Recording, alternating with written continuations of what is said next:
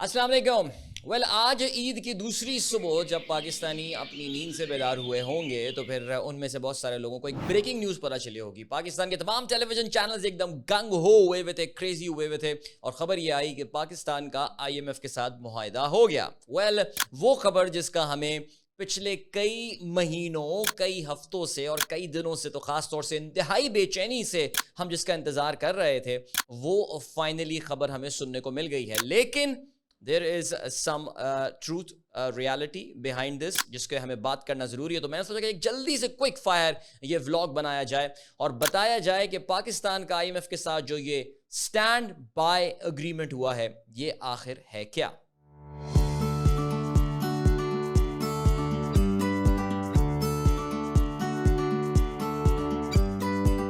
जैसे कि इसके नाम से लग रहा है, ये वो अग्रीमेंट हरगिज़ नहीं है जो 2019 में पाकिस्तान ने आईएमएफ के साथ शुरू किया था, या वो अग्रीमेंट जिसकी नून लीग या पीडीएम के दौर में आखिरी अग्रीमेंट या आखिरी नेगोशिएशंस मिफ्ता इस्माइल करके चले गए थे। पिछले 9 महीने में जब से इसहाक डार साहब आए हैं, तब से उन्होंने जो आईएमएफ का हमारा ओरिजिनल अग्रीमेंट था, उसको अब आप कह सकते हैं कि अपनी मौत सुला दिया है।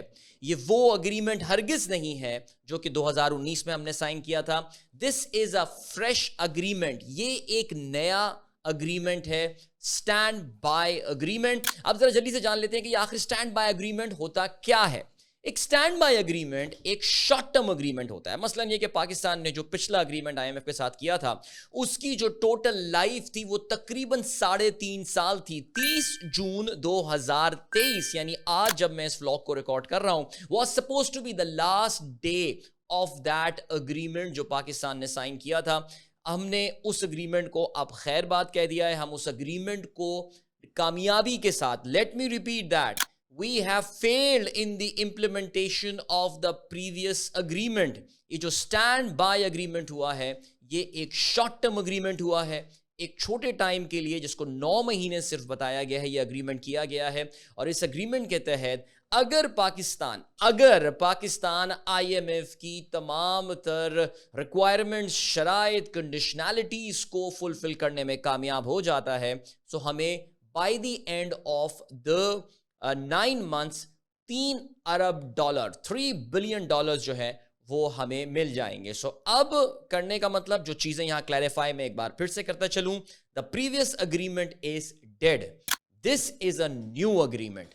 9 months is the time frame जिसमें यह अग्रीमेंट पाकिस्तान को स्टैंड बाय फैसिलिटी दी गई है। जैसे कि नाम से लग रहा है, एक जुज वक्ती पाकिस्तान को जो है यहां पे एक फैसिलिटी, एक सहूलत मिल गई है।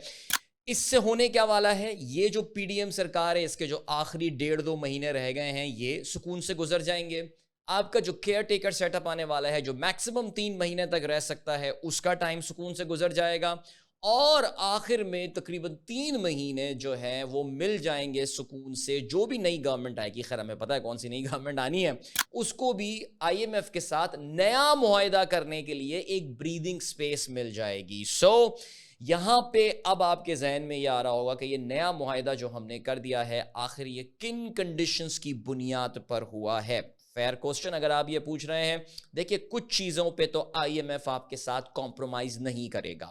पॉइंट नंबर 1, बिजली की कीमतों में जबरदस्त इजाफा होने वाला है। बिजली की कीमतों में इजाफा होगा और कहते ये हैं कि तकरीबन 33% उनमें इजाफा हमारी हुकूमत को इमीडिएटली करना पड़ेगा। एक दूसरा पॉइंट जिस पे आईएमएफ कॉम्प्रोमाइज नहीं करेगा, वो पाकिस्तान रुपी की मार्केट डिटर्मिनेशन, यानी रुपी की जो वैल्यू है वो मार्केट डिटर्मिन करेगी। आईएमएफ हमसे बार बार डिमांड करता जा रहा है, अब इसहाक डार साहब को इंप्लीमेंट करना ही पड़ेगा। इसके अलावा इनके पास अब कोई और ऑप्शन नहीं बचा है। अगर मैं समराइज कर सकूं ये जो पूरी सिचुएशन हुई, और मैं देख रहा हूं कि इस वक्त नून लीग हुए या नून लीग के जितने सपोर्टर्स हैं या उनके जितने सपोर्टिंग जर्नलिस्ट हैं, जिसको एक बहुत बड़ी कामयाबी, फलाना काम हो गया, शहबाज शरीफ छा गए, इसहाक डार साहब छा गए, मैं उनकी मासूमियत पे सिर्फ मुस्कुरा ही सकता हूं। हंसूंगा तो फिर आपको पता है कि काफ़ी बड़ा मसला हो जाएगा। आजकल जो पाकिस्तान में सूरत हाल है, उनसे काश को ये सवाल पूछे कि आखिर वो नौबत ही क्यों आई थी कि हम आईएमएफ का पिछला प्रोग्राम कंप्लीट नहीं कर पाए। वो नौबत ही क्यों आई थी कि हमें आईएमएफ के पास एक बार फिर जाके उनसे स्टैंड बाय अग्रीमेंट के लिए नेगोशिएशन करनी पड़ी थी। اور وہ نوبت ہی کیوں آئی کہ جب ہمیں IMF کے سامنے اپنے گھٹنے ٹیکنے تھے تو اس کو لگانے میں 9 مہینے کیوں ویسٹ کیے. ان 9 مہینوں میں جو ڈیلیز ہم نے کیے اس کا نقصان ہمیں کیا ہوا. پاکستان کی اکانومی کے حوالے سے انسرٹنٹی بڑھتی رہی. لگ یہ رہا تھا کہ پاکستان ڈیفالٹ کر جائے گا. We are back from the brink. Pakistan کی کرنسی کتنی ڈپریشیٹ ہوئی, کتنا نقصان ہوا, 310 315 روپے تک اوپن مارکیٹ میں گئی ہے. سب اس انسرٹنٹی اور انڈیسیشن کی وجہ سے جو اسحاق ڈار صاحب اپنے ساتھ لے کر آئے تھے. ان کو اس وقت ہیرو بنا کے آپ کو پریزنٹ کرنا ہے, آپ کریے, آپ کو مبارک ہو. بہرحال جی, اب سوال یہ پیدا ہوتا ہے کہ جو یہ کچھ ہوا ہے کیا یہ پاکستان کے لیے اچھا ہے؟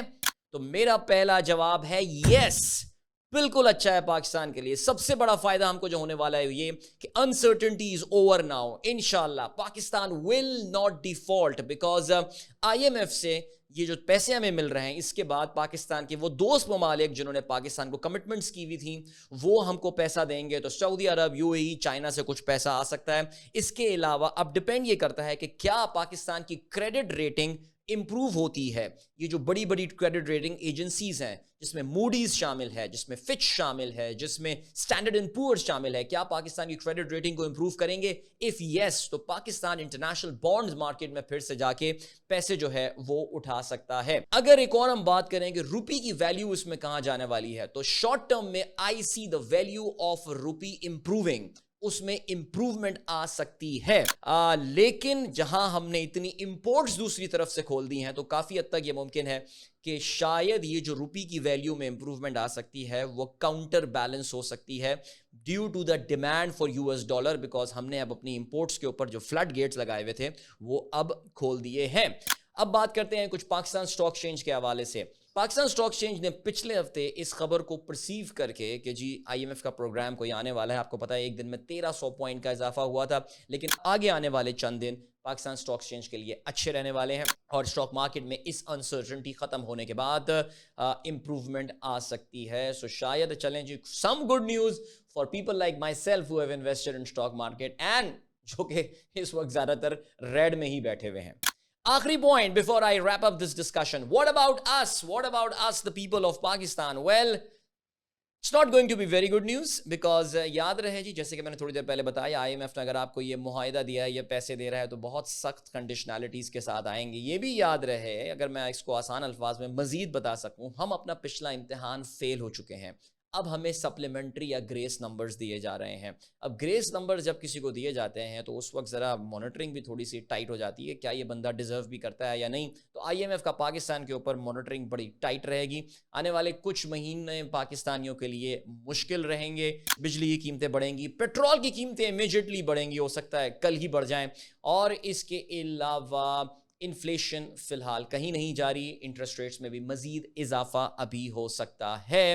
however جو ایک پازیٹیو چیز اس پوری چیز معاملے میں آئی ہے وہ یہ that انشاءاللہ پاکستان will not default, اور کیونکہ ہم نے کبھی اپنی ڈیفالٹ میں زندگی گزاری نہیں ہے اس لیے ہمیں پتہ بھی نہیں تھا کہ یہ کتنی خوفناک چیز ہو سکتی ہے. اللہ تعالیٰ ہمارے لیے آسانیاں پیدا کرے. Thank you so much for watching. اگر آپ کو یہ میرا ولاگ اچھا لگا so don't forget to share and like. See you next time. Thank you so much.